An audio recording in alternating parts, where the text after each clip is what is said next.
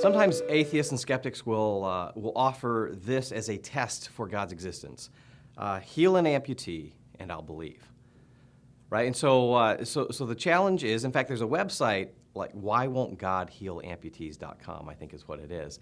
And this is offered as a positive evidence against God's existence. So I want us to think through this. Does it follow that God does not exist if he doesn't heal an amputee? Let's say we pray for an amputee, the limb doesn't grow back. Does it follow that he doesn't exist?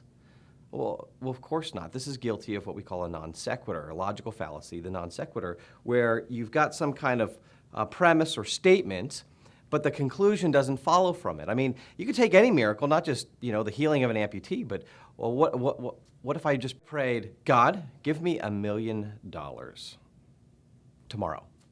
God, let's have world peace today.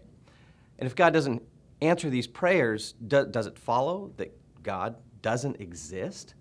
Of course not. Of course not. His existence is independent from what he does. And so just because I have some whim or some request that he doesn't fulfill, it doesn't mean he doesn't exist. That's a non sequitur. But then secondly, here's another thing to think about.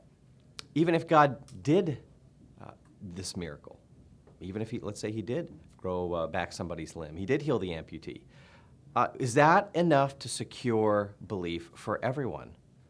Of course not. In fact, we look at the gospel accounts. Jesus performs miracles in front of people in the first century. Did everyone then believe?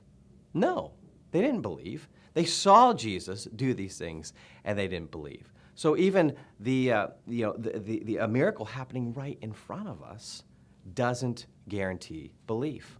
And then, of course, we could say, well, there are miracles that maybe don't fit your particular criterion.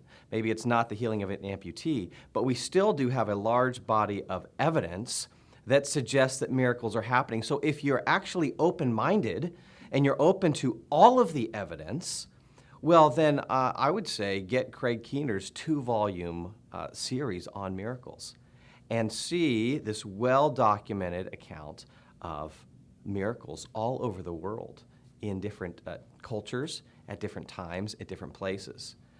And if you're open to the evidence suggests that there are all kinds of miracles that happen that would lead us to believe that there is some supernatural being out there in the universe.